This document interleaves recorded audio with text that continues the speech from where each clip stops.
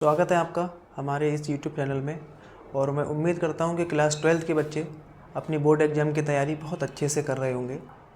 इस समय जो बच्चों को समस्या आती है वो समस्या ये आती है कि 3-3, 4-4 कॉपियाँ हमारी फ़िज़िक्स में, केमिस्ट्री में भर जाती हैं और बच्चों को ये पता नहीं रहता है कि हमें कौन से टॉपिक किन चैप्टर्स से पढ़ने हैं।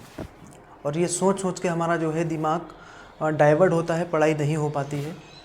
तो उसी को देखते हुए मैंने ये आपके लिए वीडियो एक बनाया है। और इस वीडियो में हम लोग केमिस्ट्री के जितने भी चैप्टर्स हैं उन सबके chapter wise most importance topics के बारे में जानेंगे कि बोर्ड एग्ज़ाम में हमारे कौन कौन से टॉपिक्स जो हैं हर साल रिपीट होते हैं।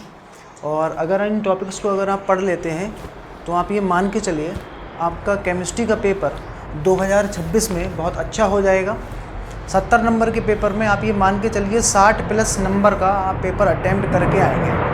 हम क्या करेंगे, चैप्टर वाइज केमिस्ट्री के हर एक चैप्टर के जो भी मोस्ट इम्पोर्टेंट्स टॉपिक हैं वो हम डिस्कस करेंगे कि कौन कौन से टॉपिक्स जो हमारे हैं बोर्ड एग्जाम में रिपीट होते हैं, हर साल आते हैं। तो आपको करना क्या है, जैसे आप ये समझिए ये चैप्टर 1 है हमारा जिसका नाम है विलियन।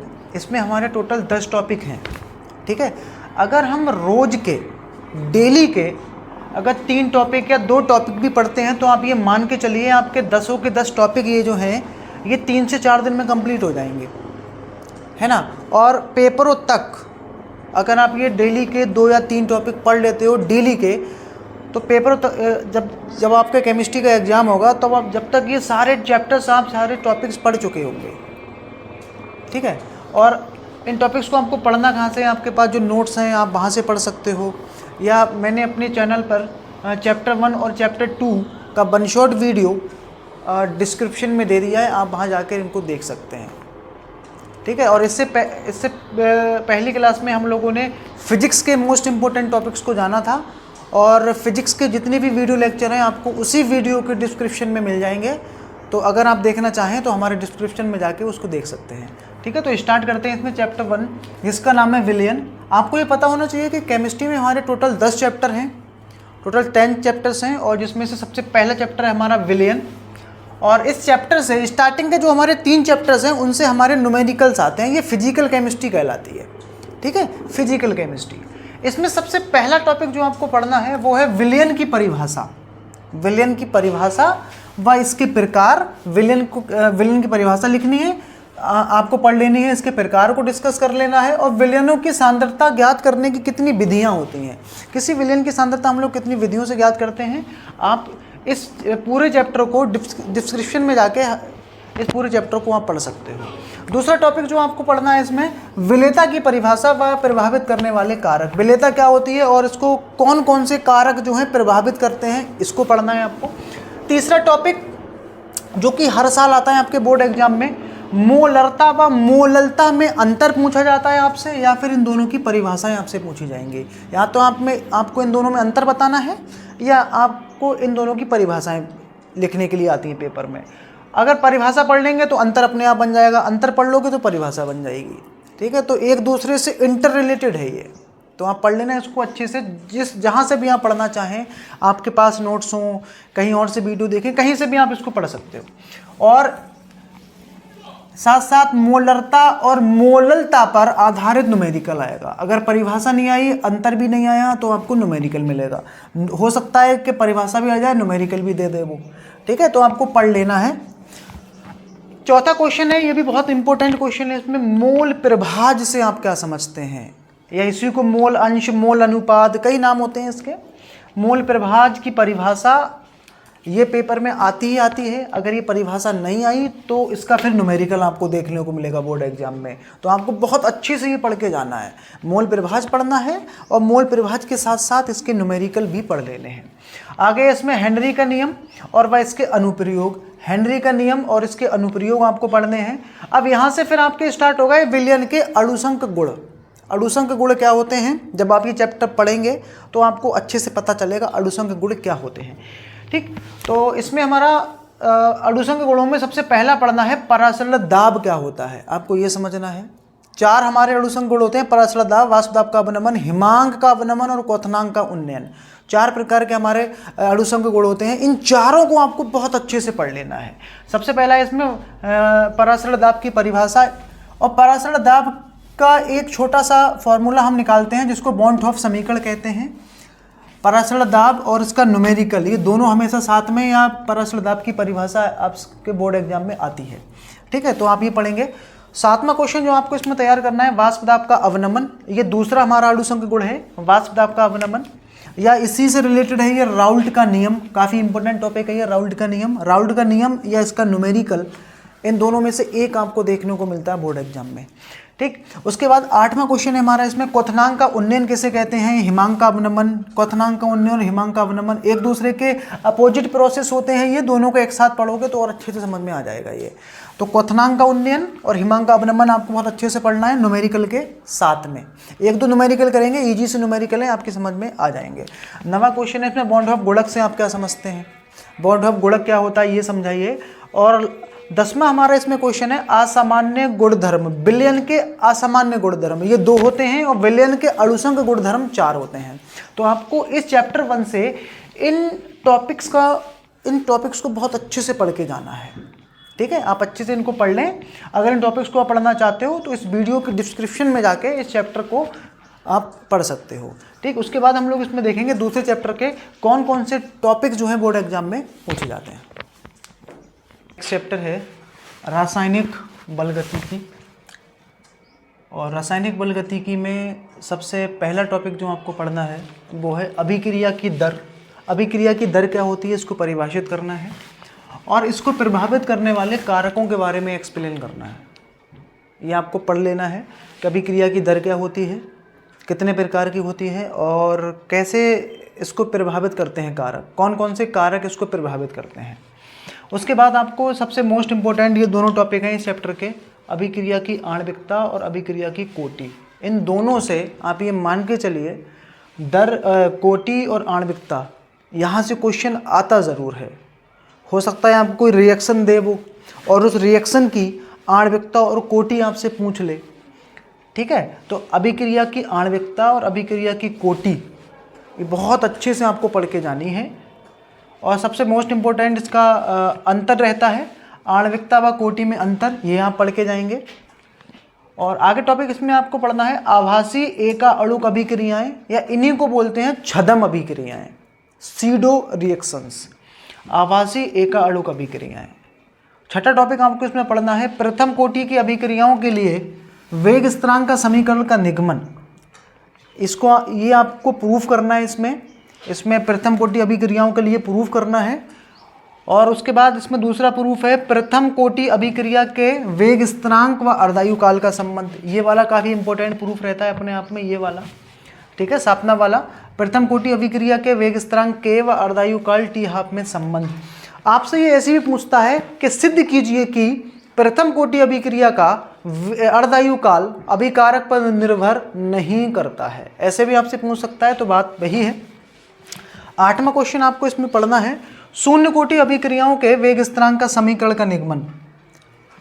जब आप प्रथम समझ लेंगे तो शून्य का करना बहुत आसान हो जाएगा। ठीक है, अगर ये संबंध नहीं आए और ये समीकरण नहीं आई तो आप ये मान के चलिए 100% यहाँ से एक न्यूमेरिकल आने वाला है। फिर हो सकता है संबंध भी दे दे और न्यूमेरिकल भी आपसे पूछ ले। ठीक है, तो आप इस चैप्टर के डिस्क्रिप्शन में जाके इस चैप्टर को आप पढ़ सकते हो। 3 घंटे में लगभग ये पूरे के पूरे टॉपिक आपके क्या होंगे, क्लियर करा दिए जाएंगे। तो आप वहाँ से पढ़ सकते हो, अगर आपके पास नोट्स हो तो वहाँ से भी आप पढ़ सकते हैं इसको। और लास्ट टॉपिक है इसका संकीर्ण ऊर्जा से आप क्या समझते हैं, ये बहुत आता है एग्जाम में, संकीर्ण ऊर्जा क्या होती है। और आर्हीनियस समीकरण, ये संकीर्ण ऊर्जा से ही रिलेटेड होती है हमारी। आर्हीनियस समीकरण न्यूमेरिकल के साथ आपको पढ़ना है। आर्हीनियस समीकरण खुद आने के चांसेस कम, और इसका न्यूमेरिकल आने के जो चांसेस हैं वो बहुत ज़्यादा प्रबल होते हैं, बहुत ज़्यादा इंपॉर्टेंट है। ठीक है, तो आर्हीनियस समीकरण और इसके न्यूमेरिकल। ठीक है, अगर आर्हीनियस समीकरण नहीं पढ़ सकते हैं तो उसके न्यूमेरिकल आप ज़रूर देख लें। न्यूमेरिकल आने के चांसेस ज़्यादा होते हैं, और हमेशा आपको इसका जो न्यूमेरिकल मिलेगा वो लॉन्ग में देखने को मिलेगा, 4 से 5 नंबर में। ठीक है, तो आगे हमें इसमें तीसरा चैप्टर समझना है जिसका नाम है वैद्युत रसायन। चैप्टर है हमारा इसमें वैद्युत रसायन, इलेक्ट्रोकेमिस्ट्री। इसमें हमें इतने ये 12 क्वेश्चंस को पढ़ना है। सबसे पहला क्वेश्चन है हमारा इसमें ईंधन सेल, सीसा संचायक सेल, शुष्क सेल या फिर गैल्वनिक सेल। ये 4 प्रकार के सेल हैं। इन चारों में से एक सेल आने के चांसेस काफ़ी ज़्यादा होते हैं और इन चारों में से भी ये वाला सेल जो है ज़्यादातर एग्जाम में आपसे पूछा जाता है। क्यों पूछते हैं इस सेल को? क्योंकि ये जो सेल है ना, ईंधन सेल, इसकी इफ़िशियंसी अधिक होती है, इसलिए इस सेल को बोर्ड एग्जाम में पूछा जाता है। ठीक है, फिलहाल आपके इस चैप्टर में केवल ये 4 सेल हैं, ईंधन सेल, शीतल संचायक, शुष्क सेल और गैल्वेनिक सेल। आपको ये पढ़ लेने हैं और इसको अच्छे से पढ़ लेना है, ईंधन सेल को। ठीक है, हो सकता है ये इस बार आपको देखने को मिल जाए, पिछली बार ये नहीं आया था। और दूसरा हमारा इसमें क्वेश्चन है वैद्युत अपघट्य क्या होते हैं, वैद्युत अपघट्य पदार्थ क्या होते हैं और ये कितने प्रकार के होते हैं, ये आपको पढ़ना है। तीसरा इसमें क्वेश्चन है गैल्वेनिक सेल व वैद्युत अपघटनी सेल में क्या अंतर होता है। ये अंतर बोर्ड एग्जाम के लिए काफ़ी इंपॉर्टेंट है, अंतर।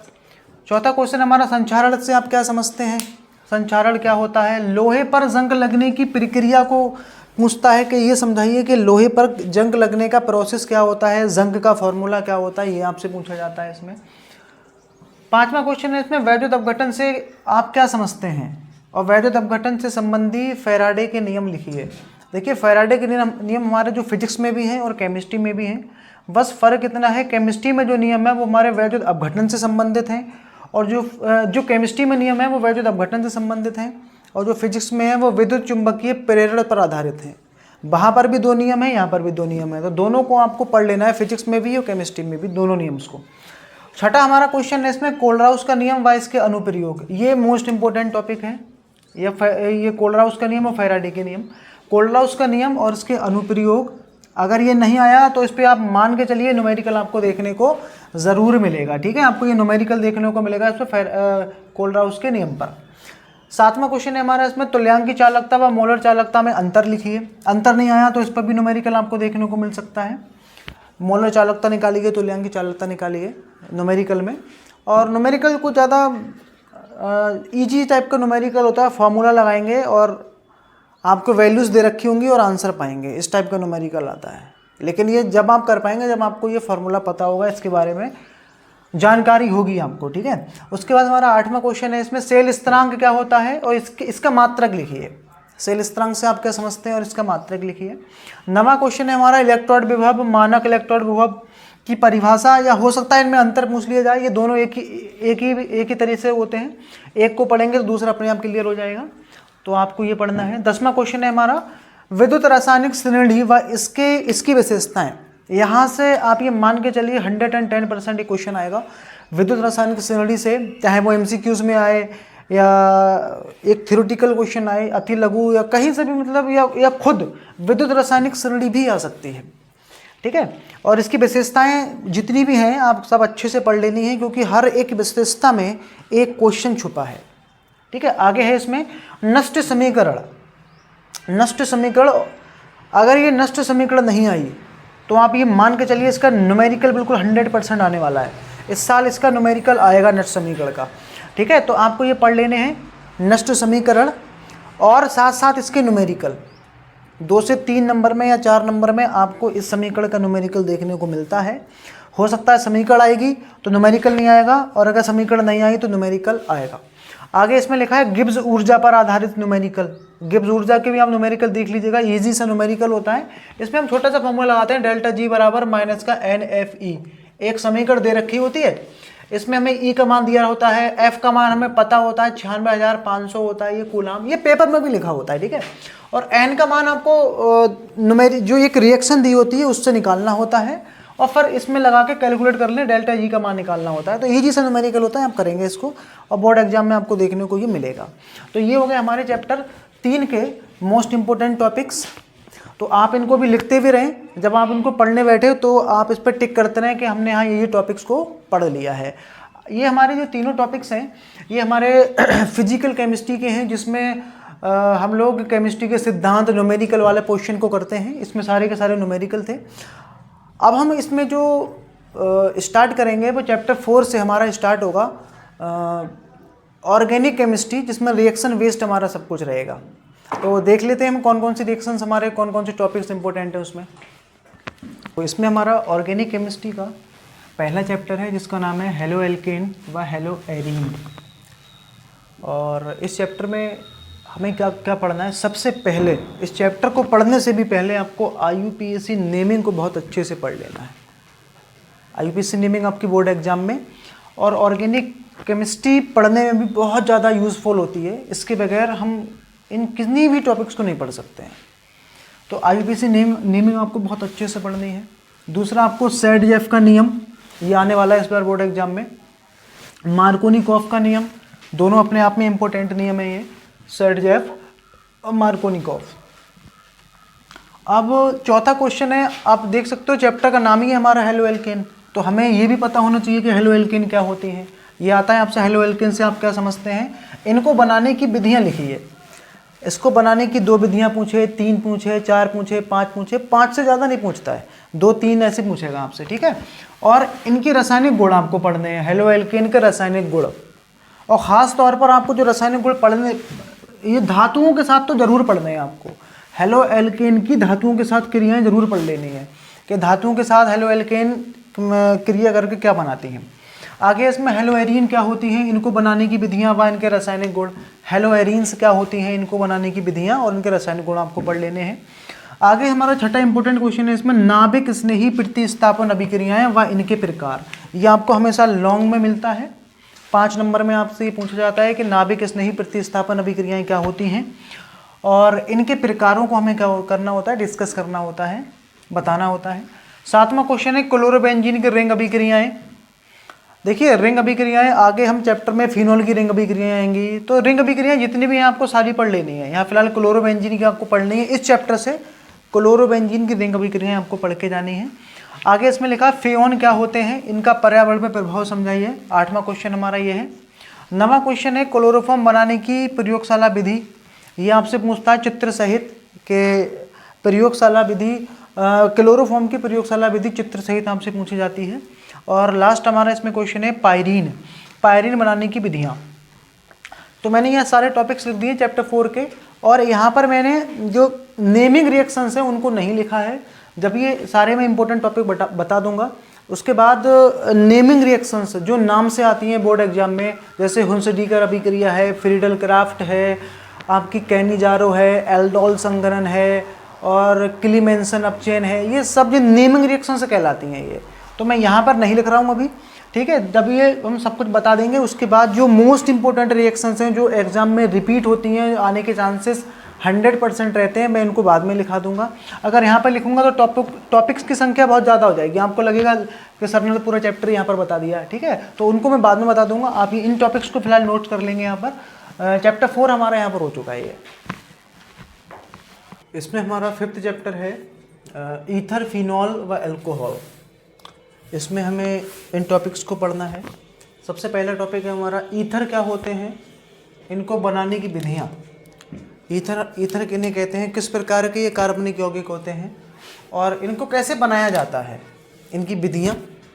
दूसरा क्वेश्चन है ईथर बनाने की विलियमसन संश्लेषण विधि व रासायनिक गुण, मतलब ईथरों के रासायनिक गुण पढ़ने हैं और इस विधि के द्वारा ईथर बनाने की विधि आपसे पूछी जाती है। विलियमसन संश्लेषण, ये एक प्रकार की नेमिंग रिएक्शन है। इसमें इस टाइप के रिएक्शंस को हम नेमिंग रिएक्शंस बोलते हैं, ठीक है। तीसरा इसमें है हमारा डाइइथाइल ईथर बनाने की प्रयोगशाला विधि, और इस विधि को आवेरक ईथरीकरण विधि क्यों कहा जाता है। ये क्वेश्चन आपको 5 नंबर में मिलता है, हमेशा लॉन्ग में आता है ये।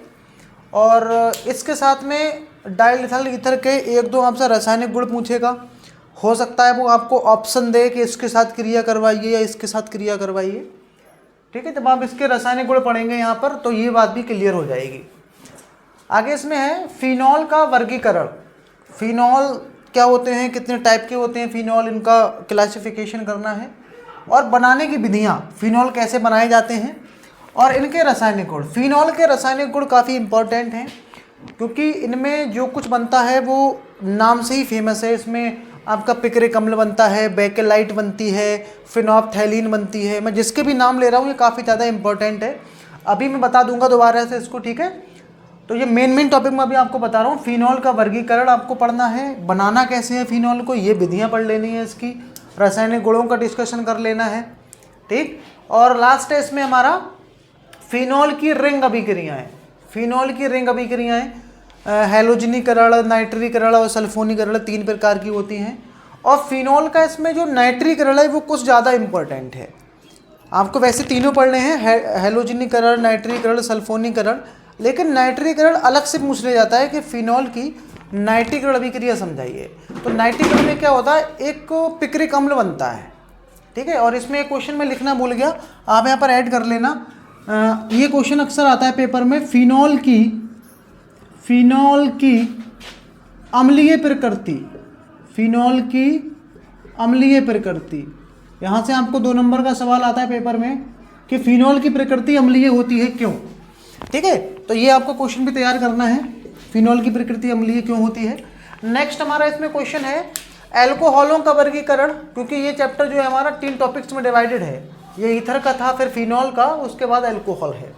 तो एल्कोहलों का वर्गीकरण, भाई इनको बनाने की विधियाँ, एल्कोहल का वर्गीकरण करना है, कितने प्रकार के होते हैं एल्कोहल, और इनको बनाने की विधियाँ हमें डिस्कस करनी है, पढ़ लेनी है आपको। 7वां क्वेश्चन, ये नाम से ही आता है कि ग्रिग्नोड अभिकर्मक से प्राइमरी, सेकेंडरी, टर्सरी एल्कोहलों का निर्माण आप कैसे करोगे। ये विधि आपको इस बार पेपर में मिलेगी, ये लॉन्ग में आती है हमेशा, 3 नंबर में या 5 नंबर में। तो ग्रिग्नोड अभिकर्मक की मदद से हम लोग 1 डिग्री, सेकेंडरी और 3 डिग्री एल्कोहल कैसे बनाएंगे, ये क्वेश्चन इंपॉर्टेंट है। 8वां क्वेश्चन, ये भी आपको इस बार देखने को मिल सकता है, ल्यूक्रास परीक्षण। ल्यूक्रास परीक्षण क्या होता है, ये आपको पढ़ना है, यहाँ से क्वेश्चन आपको मिलेगा पेपर में। और 9वां क्वेश्चन है इसमें किण्वन की परिभाषा, किण्वन किसे कहते हैं, फर्मेंटेशन, और किण्वन द्वारा इथाइल अल्कोहल का औद्योगिक निर्माण हम कैसे करते हैं। तो 2 विधियाँ आपने पढ़ी होंगी यहाँ पर, एक हम बनाते हैं स्टार्च के द्वारा और एक बनाते हैं गन्ने के रस के द्वारा। 2 तरीके से हम लोग किण्वन की सहायता से इथाइल अल्कोहल बनाते हैं। और नेक्स्ट है हमारा इसमें, ये क्वेश्चन आपको मिलेगा इस बार देखने को, एल्कोहल की जल में विलेयता, मतलब एल्कोहल जल में क्यों घुल जाते हैं, क्या रीज़न है, ये इस पर आपको जो है क्लासिफिकेशन देना है, क्लैरिफिकेशन। और 11वां क्वेश्चन है हमारा, मिथाइल अल्कोहल का औद्योगिक निर्माण किससे, जल गैस से। जल गैस से मिथाइल अल्कोहल हम कैसे बनाएंगे, ये हमें बताना है इसमें, ठीक है। तो ये हो गया हमारा चैप्टर 5। और इसी चैप्टर के मैं अभी नेमिंग रिएक्शन बाद में लिखूंगा, जिसमें हमारी एक होती है कोल्वे अभिक्रिया है, रीमन टीमन अभिक्रिया है, ठीक है। अभी कुछ नेमिंग रिएक्शंस मैं लिखूंगा जो कि टॉप रिएक्शंस जो कि बोर्ड एग्जाम में आती हैं। अभी मैंने केवल इन टॉपिक्स को लिखा है जो कि आपको बहुत अच्छे से तैयार करने हैं, इनके बगैर आप पेपर देने नहीं जाएंगे, ठीक है। ये टॉपिक्स इंपॉर्टेंट वाले हैं। आगे हम इसमें पढ़ेंगे चैप्टर 6 के बारे में।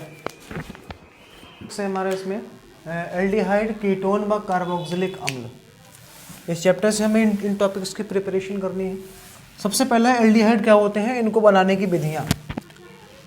कम से कम आपको 5 विधियाँ पढ़ लेनी है, और ऐसी पढ़नी है अगर एग्जाम में आए तो हम 5 की 5 लिख लें।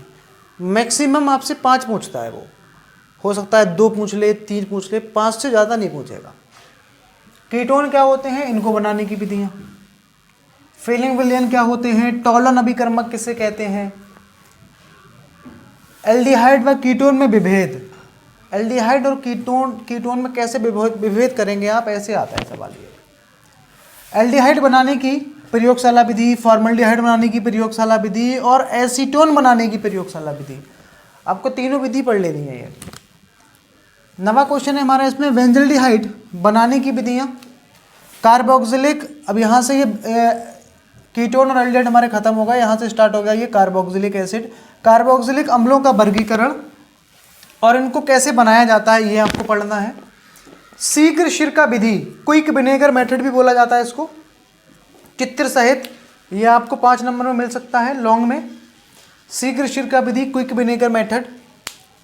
प्रयोगशाला में फॉर्मिक अम्ल बनाने की प्रयोगशाला विधि, 12वां क्वेश्चन ये है इसका। 13वां क्वेश्चन है हमारा इसमें, बेंजोइक अम्ल की रिंग अभिक्रियाएं, बेंजोइक अम्ल की रिंग अभिक्रियाएं। और 15वां क्वेश्चन है कार्बोक्सिलिक अम्लों का निर्जलीकरण। और इस चैप्टर की जितनी भी नेमिंग रिएक्शंस हैं वो मैं अभी आपको बता दूंगा। ये 10वें चैप्टर जब हमारे निपट जाएंगे तब मैं जितनी भी चैप्टर्स की नेमिंग रिएक्शंस है मैं सब एक साथ लिखा दूंगा इसमें, ठीक है। जैसे इसमें मैं कुछ के नाम बता रहा हूँ, जैसे आपका एक एल्डोल संगठन है, कैनिजारो अभिक्रिया है, पर्किन अभिक्रिया है, क्लेजन है, स्मिट अभिक्रिया है, ठीक है। तो ये सारे रिएक्शन मैं भी लिखा दूंगा, ये इंपॉर्टेंट रिएक्शंस हैं, आपको इनको पढ़ लेना है अच्छे से।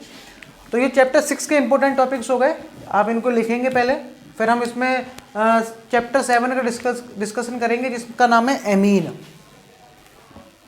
7वां चैप्टर है एमीन, इसी को बोलते हैं नाइट्रोजन युक्त कार्बनिक यौगिक, एमीन। तो सबसे पहले टॉपिक हमें इसमें पढ़ना है एमीन क्या होते हैं, इनका वर्गीकरण इनको किस प्रकार वर्गीकृत किया जाता है, और इनके आईयूपीएसी नाम के साथ, इनके आईयूपीएसी नामकरण जितना भी इनका वर्गीकरण है सबका आईयूपीएसी नेमिंग हम लोग कैसे करते हैं वो आपको पढ़ना है। नंबर 2 एमीन बनाने की विधियाँ, यह आपको पढ़ना है। और तीसरा क्वेश्चन है ये जो एमीन बनाने की जो गैब्रियल थैलामाइड अभिक्रिया है ये अलग से पूछी जाती है कि एमीन बनाने की गैब्रियल थैलामाइड अभिक्रिया समझाइए। ये एक अभिक्रिया इसमें और है ओजो अमोनी अपघटन, इन दोनों अभिक्रियाओं को अलग से पूछा जाता है एमीन बनाने की विधियाँ, ठीक है। ये नेक्स्ट इसमें हमारा एमीन के रासायनिक गुण, एमीन की केमिकल प्रॉपर्टीज़ क्या क्या होती हैं ये पढ़ना है आपको। और अभी मैंने आपको इससे चैप्टर नंबर 5 में बताया था ल्यूक्रास परीक्षण, और यह है हमारा हिंस परीक्षण। ल्यूक्रास परीक्षण हमारा एल्कोहलों पर होता है, प्राइमरी सेकेंडरी टर्सरी की जांच करने के लिए, एल्कोहलों की जांच करने के लिए। और हिंसबर्ग जो परीक्षण है ये हमारा एमीनों पर होता है, प्राइमरी सेकेंडरी टर्सरी एमीन में विभेद करने के लिए, ठीक है। हो सकता है एग्जाम में दोनों आपको देखने को मिले, ल्यूक्रास परीक्षण और हिंसबर्ग परीक्षण दोनों भी आ सकते हैं, और इन दोनों में से एक तो आता ही आता है। आगे इसमें लिखा है नाइट्रोबेंजीन बनाने की विधियाँ, इसकी रिंग अभिक्रिया है, अब इसका अपचयन, इसका अपचयन पढ़ेंगे अच्छे से, नाइट्रोबेंजीन का अपचयन कैसे होता है, बनाने की विधियाँ और इसकी रिंग अभिक्रिया है। आगे इसमें एनिलीन बनाने की विधियाँ और इसकी रिंग अभिक्रियाएँ सबसे खास होती हैं, क्योंकि एनिलीन की रिंग अभिक्रियाएँ किसी दूसरे कंपाउंड के कंपैरिजन में थोड़ी अलग तरीके से होती हैं, तो रिंग अभिक्रिया एनिलीन की ज़्यादा इंपॉर्टेंट होती हैं, ठीक है, एग्जामिनेशन के लिए। 8वां क्वेश्चन है हमारा इथाइल एमीन बनाने की प्रयोगशाला विधि, और लास्ट क्वेश्चन है ये भी हमारा इंपॉर्टेंट क्वेश्चन है 9वां वाला, डाईओजोनियम लवण का निर्माण, या इस रिएक्शन के अंतर्गत इसका निर्माण होता है जिसको बोलते हैं डाईओजोटीकरण अभिक्रिया। तो आपको यहाँ से 9 क्वेश्चन तैयार करने हैं, और इसकी नेमिंग रिएक्शंस मैं अभी लिख दूंगा बाद में। तो हमारे 7 चैप्टर तक हो चुके हैं इसमें। 8वां चैप्टर हम इसमें पढ़ेंगे जैव अणु। हो सकता है आपने जो पढ़े हो चैप्टर के नंबरिंग इधर उधर हो गई हो, लेकिन पेपर में तो हमें सभी देना है ना। तो चैप्टर 8 की मैं यहाँ शुरुआत करता हूँ, और मैंने यहाँ पर नाम दिया है उसको जैव अणु। मैं सारे के सारे क्या कर रहा हूँ, पहले ऑर्गेनिक केमिस्ट्री के चैप्टर लिखा देता हूँ आपको, ठीक है। तो अगला हमारा चैप्टर आएगा इसमें जैव अणु बायोमोलिकुलर, इसमें चैप्टर 8 है जैव अणु बायोमोलिकुलर। सबसे पहला इसमें टॉपिक है हमारा कार्बोहाइड्रेट की परिभाषा व इनका वर्गीकरण, ये आपको पढ़ना है। दूसरा टॉपिक ग्लूकोज व फ्रक्टोज बनाने की विधियाँ, ये आपको पढ़ने हैं। आप कार्बोहाइड्रेट में केवल आपको 2 ही टॉपिक पढ़ने हैं, ग्लूकोज और फ्रक्टोज। तीसरा है इसमें जो कि मोस्ट इंपॉर्टेंट टॉपिक है, सिद्ध करो कि ग्लूकोज में एल्डिहाइड समूह होता है, सिद्ध करो कि ग्लूकोज में 5 OH समूह होते हैं, सिद्ध करो कि ग्लूकोज में सभी कार्बन सीधी श्रृंखला में जुड़े होते हैं। आपको ये तीनों के तीनों क्वेश्चन देखने को मिलेंगे बोर्ड एग्जाम में, ठीक है। उसके बाद हमारा छठा क्वेश्चन है ग्लूकोज की फिनाइल हाइड्रोजीन से क्रिया, फिनाइल हाइड्रोजीन से क्रिया, या एक और आता है ग्लूकोज की हाइड्रोक्सी एमीन से क्रिया। 7वां हमारा क्वेश्चन है इसमें विटामिन क्या होते हैं, इनके प्रकार, स्रोत, कार्य और होने वाली बीमारियां, आपको सब कुछ पढ़ लेनी है। विटामिन का 1 ना 1 2 नंबर का क्वेश्चन आपको जरूर देखेगा बोर्ड एग्जाम में। प्रोटीन क्या होते हैं, इनका महत्व व स्रोत, ये आपको समझाना है। 9वां क्वेश्चन है हार्मोन्स क्या होते हैं, और 10वां क्वेश्चन है हमारा न्यूक्लिक अम्ल पर टिप्पणी करो, न्यूक्लिक अम्ल हमारे क्या होते हैं, कितने प्रकार के होते हैं और इनका क्या काम है, ये सब।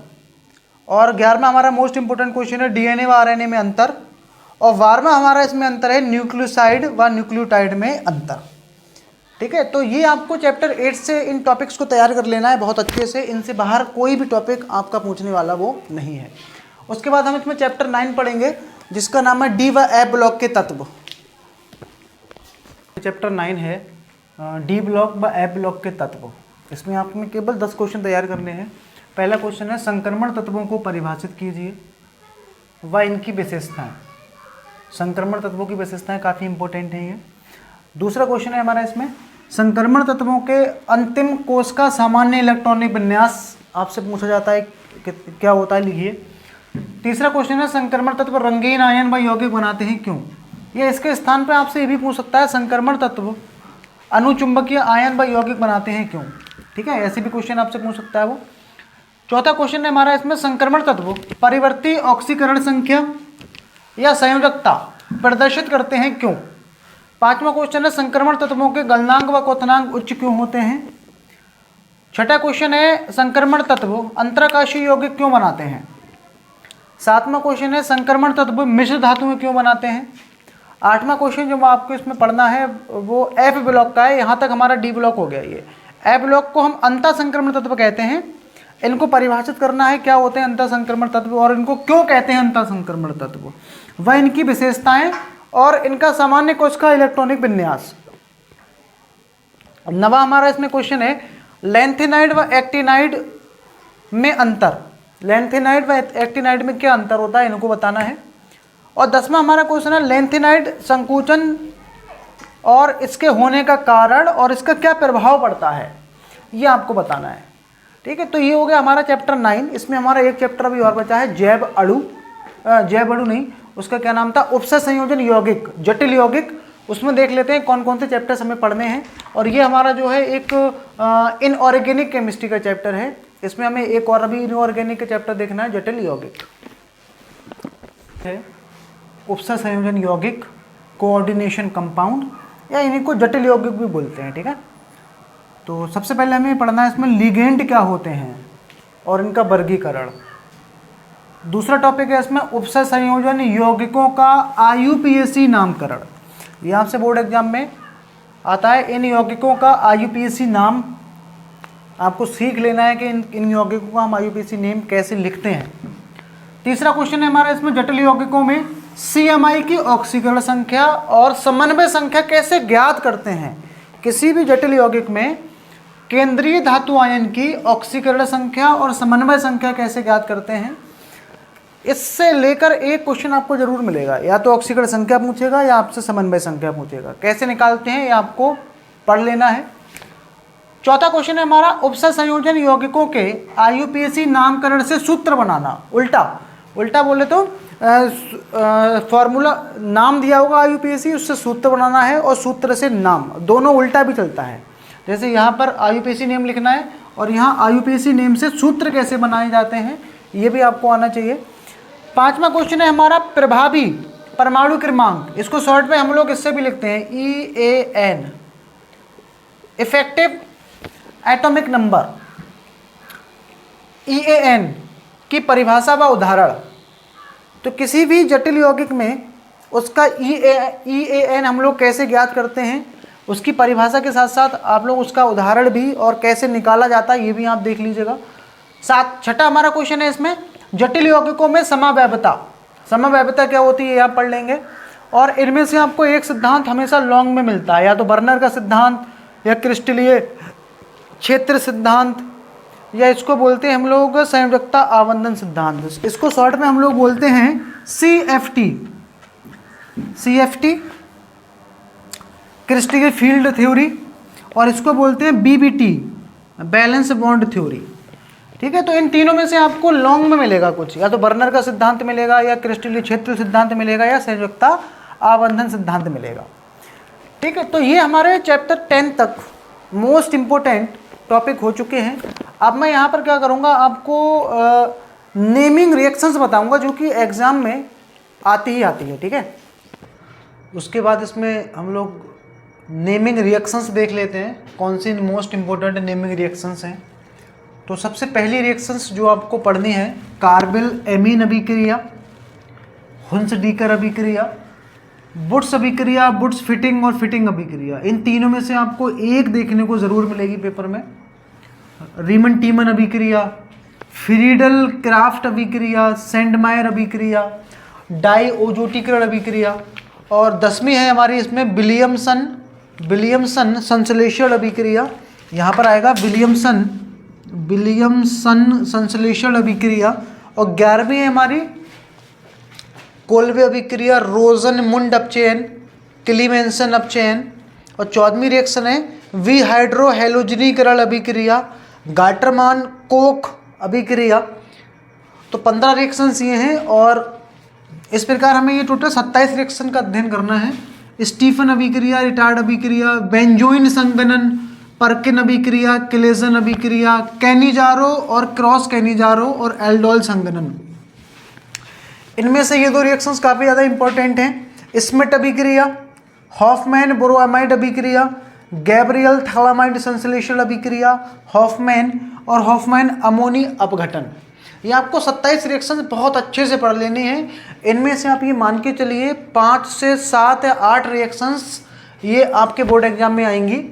और जिसमें से ये 27 रिएक्शनों में से भी अगर मैं इंपॉर्टेंट की बात करूं तो इनमें से ये रिएक्शंस कुछ ज़्यादा इंपॉर्टेंट है। ये वुड्स फिटिंग अभिक्रिया है, ये फिटिंग अभिक्रिया है और इसमें हमारी ये फ्रीडल क्राफ्ट है और सैंडमायर अभिक्रिया हो गई, इसमें विलियमसन संश्लेषण है, कोल्बे है, रोजनमुंड है और क्लीमेंसन है। इसमें आपकी गैब्रियल हो गई, अमोनिया अपघटन हो गया, ये पर्किन अभिक्रिया, इटार्ड अभिक्रिया। ये कुछ ज़्यादा इंपॉर्टेंट रिएक्शंस हैं। लेकिन अगर आप 27 पढ़ लेंगे तो आप ये मान के चलिए कोई भी नेमिंग रिएक्शन आपसे बोर्ड में नहीं छूट पाएगी। ठीक है, ये 27 अगर आप पढ़ लेंगे और 27 इनमें से मान के चलिए 6 या 7 आपको बोर्ड एग्जाम में मिलेंगी और जिनमें से ये वाली कुछ ज़्यादा इंपॉर्टेंट है जिनमें मैंने टिक लगाए हैं। तो ये 27 अगर आपने पढ़ ली तो आप मान के चलिए कोई भी रिएक्शन आपके पेपर से छूट नहीं पाएगी। ठीक है, तो आपको ये सारे रिएक्शंस को अच्छे से पढ़ लेना है। शेयर कमेंट करें और अगर आप चैनल पे नए हो तो चैनल को सब्सक्राइब कर लें जिससे कि इस प्रकार की कोई भी वीडियो अगर आए तो आप तक पहुंच जाए। तो मिलेंगे नेक्स्ट वीडियो में, अब तक के लिए थैंक यू।